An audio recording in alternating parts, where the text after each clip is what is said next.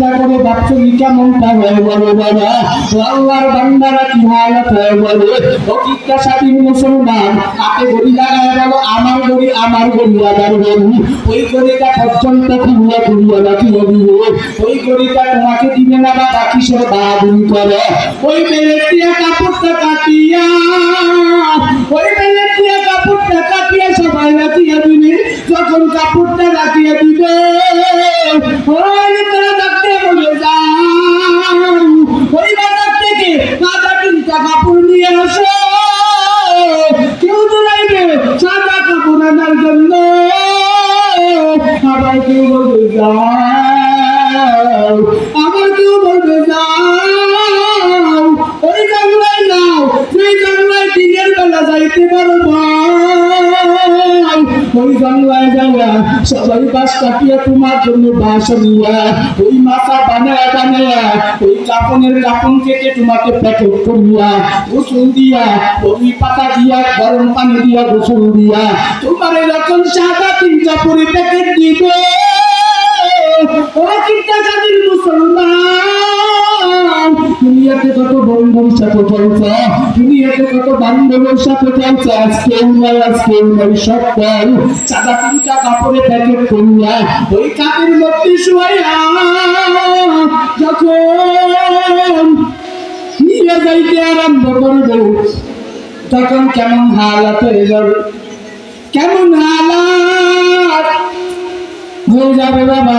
সেই বয়ান্তরে অর্জন করিয়া নাও, সেই বয়ান্তরে ঢুকাইয়া ঢুকাইয়া নাও বাবা।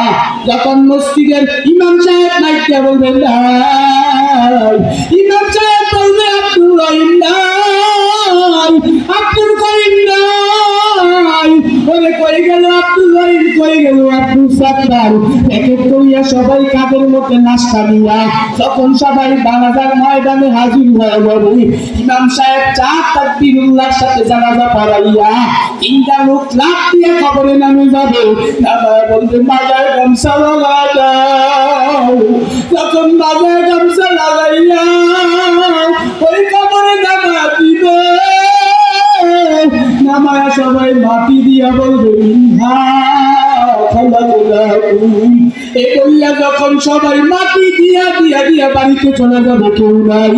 আল্লাহর হুকুমতে তিনটা রেস্তা কবরের সামনে আজি আজিরা বলবে রবের পরিচয় দাও, রহমাতাল লিল আলামিনের পরিচয় দাও,